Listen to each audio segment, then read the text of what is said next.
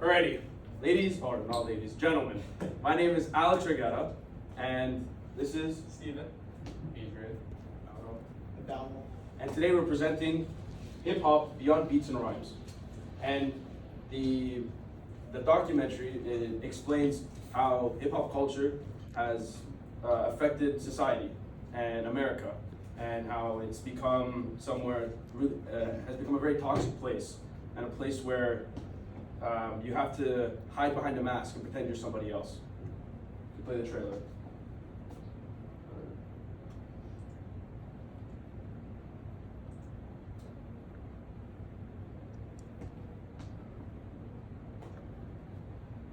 One thing I really want to say, and I want to make this very clear to all my viewers out there, I love hip hop. I grew up with Big Daddy Kane, the Jungle Brothers, Tribe Called Quest, De La Soul, Kwame, whoever you want to talk about in hip hop. I listen to their music, I party to their music, I listen to hip hop to this day. I sometimes feel bad for criticizing hip hop. But I guess what I'm trying to do is to get us men to just take a hard look at ourselves. So I raised money, bought a video camera, hired a film crew, and began my journey to examine the representations of manhood in hip hop culture.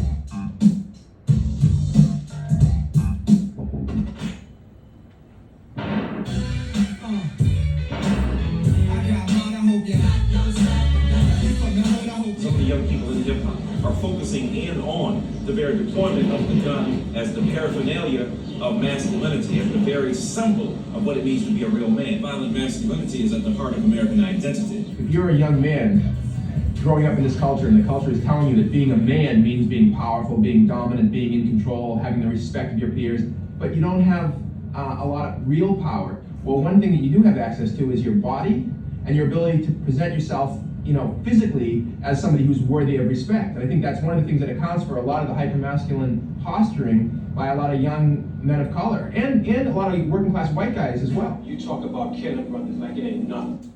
Alrighty, we're not gonna play the whole trailer, but you get the gist.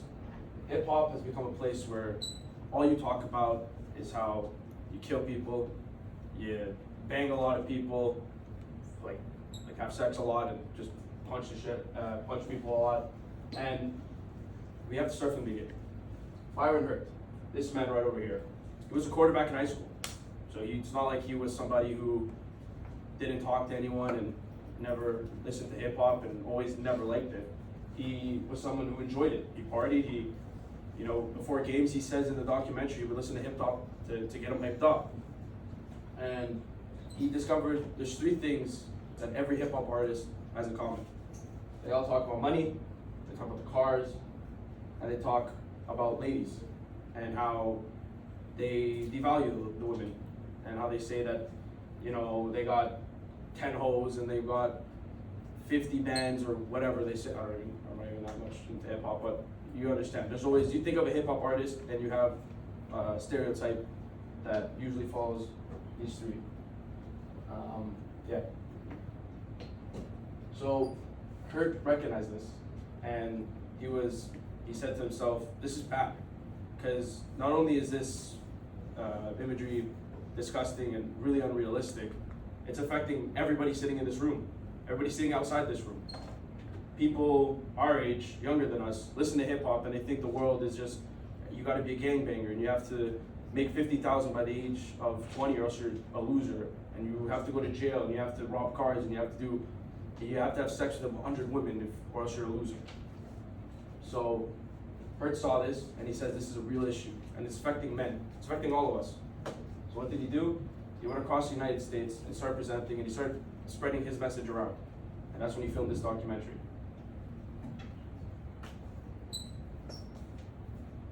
Okay, so Hurts. His story started off. He got a camera crew, bought a camera, and he went to Daytona Beach, Florida, in the U.S. at the BET Annual Spring Bling Weekend. Basically, if you don't know what that is, I guess I could compare it to, like, you guys know Rolling Loud, Bell? Yeah, something like that. And he wasn't there to party, he wasn't there to listen to the music. He actually went there to look for young women and men to talk about the way manhood is being displayed in hip hop culture. And basically, when he interviewed them, interviewed some artists, all they seemed to rhyme about was gunplay, killing other men, being tough, feminizing other men, and putting fear into other men's hearts. I'll actually show you an example of some of the artists rapping. Just a warning, there might be a little bit of swearing. Yeah.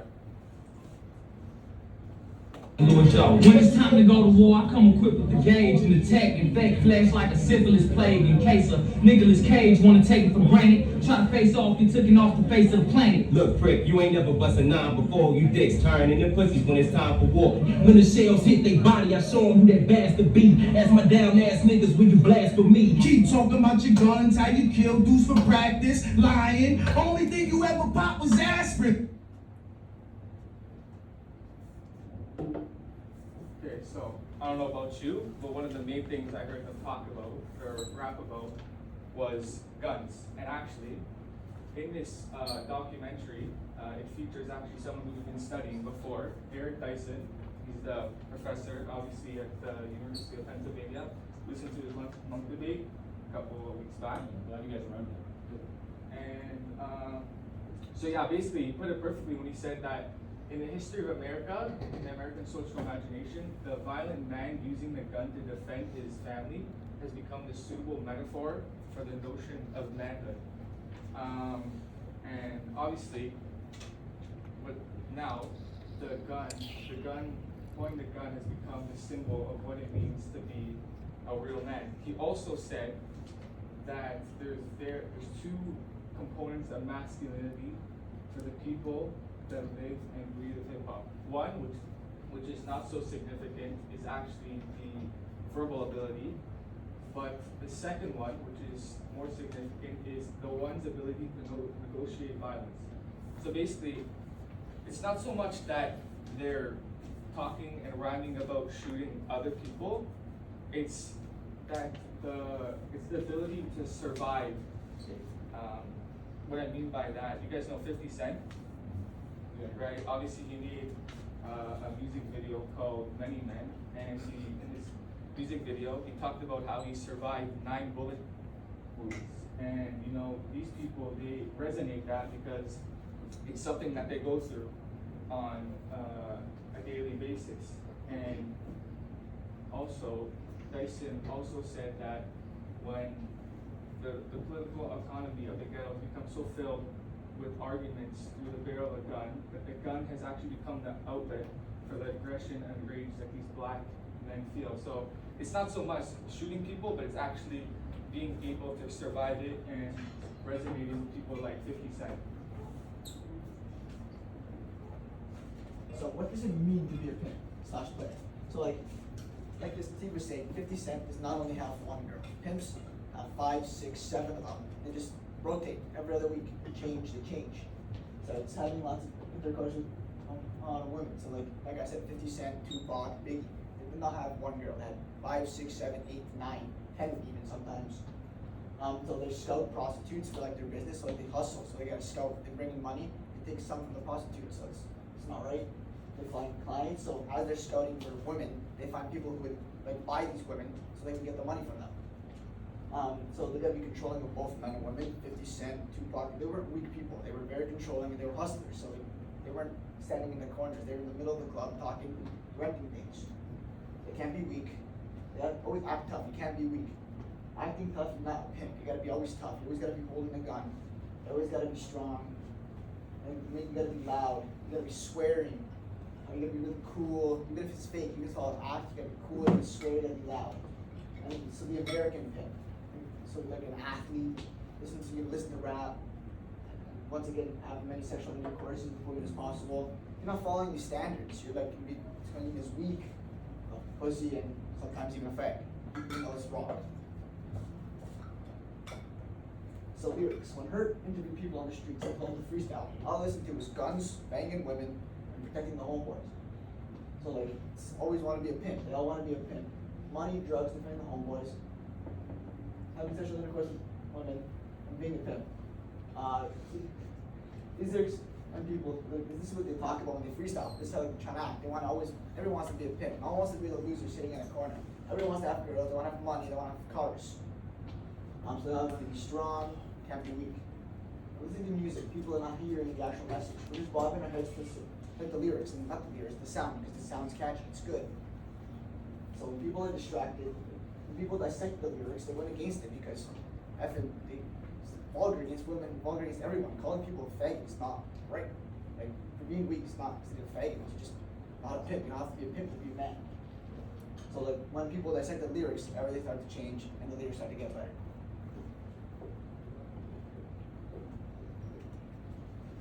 The sexualization of women. In this documentary, most women are referred to as whores, hoes, and bitches. Hertz was doing an interview at Daytona Beach, and the camera caught that most men would just grab these women inappropriately without consent. And the reasoning for this was the girls are wearing revealing clothes, so they're asking to be touched inappropriately.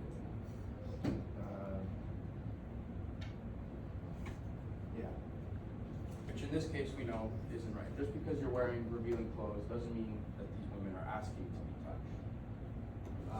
1 out of every 4 black women are raped once they hit the age of 18. It's crazy. One more thing with the sexualizing of women.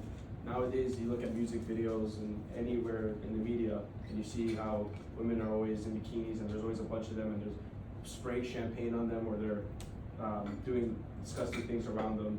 So it's become a normal thing in society where it's like, oh, women want to do this because look at them having so much fun in this little baby video. So this must be something that everyone wants to do. And to add on that, it's when you see these women in this music video, and most of them even come out after and they're like, yeah, well, I didn't really want to do it, but the paycheck, I kind of needed it. Toxic masculinity. Song lyrics make people have the impression of being a man is strong, weak, and they have to have girls and money. People hear these lyrics, like us, and they think that we need to shape our lives how we hear these lyrics, so killing people and all this other stuff. Men aren't really allowed to show true emotion. If we cry, we're called a soft, pussy, faggot, and all this other stuff. We have to hide in this box, and we can't really show who we really are. It's always a standard that men have to show dominance, whether it be over any other female or just men in general. We always have to be on top. They assert dominance by acting tough, with the gun signs and bragging about how many people they killed and how many girls they banged, and people are too scared to fight them and all this other stuff. It's something that this has caused throughout society. You see kids nowadays. We've all made the jokes about how we see some kids who want to act like they're from the hood, and they always say that, "Oh, fam, I grew up in the streets," and they live in like the suburbs. We've all seen that. And the reason for that is because of the artist. And I'm not saying it's the artist's fault, but a lot of these kids who listen to the music, they think it's normal to live in the slums and not be able to eat. But they don't understand that. All they understand is that Drake had a bar that sounds really catchy.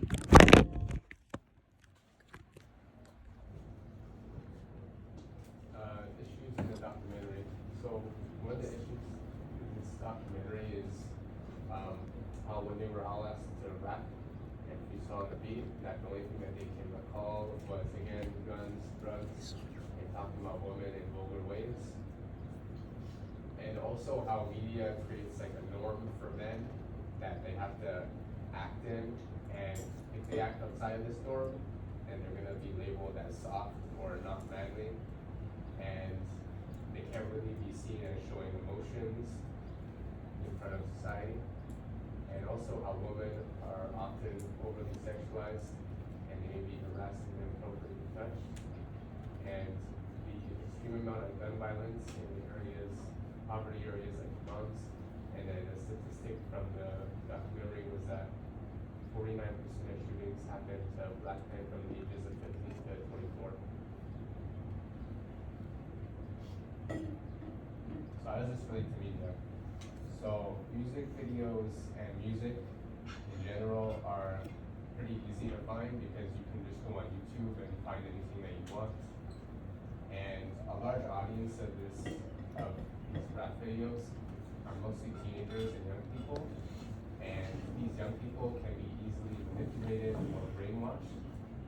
And when they see these lyrics, then they may think that they are cool and they will try to be like this when they hear things like women being treated badly or calling them offensive names.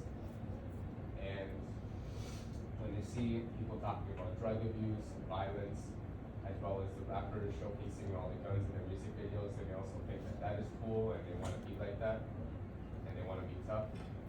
And really, these rappers, they're bad influences, and we shouldn't try and be like them because they're not really like showcasing good mentalities. And it also relates to what we talked about before by disrespecting people in the LGBTQ, using slurs like faggots. And it also relates to the gender argument that we talked about, because if a man tries to act the way that he's not supposed to, and he may be criticized, called not manly, or he'll be looked at as soft. One thing when it comes to media, I can bet you all $10 right now, if you were to go on 6buzz and click on one of their promo videos and about a rapper that they're trying to promote, you'll see 3 things. Them throwing up gang signs, them surrounded by a bunch of cars and a bunch of women, and saying how they have a lot of money, even if they don't. But that's the way it is now. You have to rap about how you have money. And it's not all rappers, because there's some rappers like J. Cole, Polo G, who actually rap and their lyrics mean something about how they grew up and the way how living in poverty shaped them. And there's good storytellers. But the problem is a lot of these other rappers, they rap about the same thing. So again, it affects society. There's a lot of people that they think, oh, I don't want to stay in school, I'm just going to drop out and become a rapper. We've all met one person who said that. I'm just going to become a rapper. And all their lyrics are just the same old generic stuff. And yeah. Thank you guys for listening to our presentation. We hope you enjoyed it. And yeah, we're done. All right, good stuff.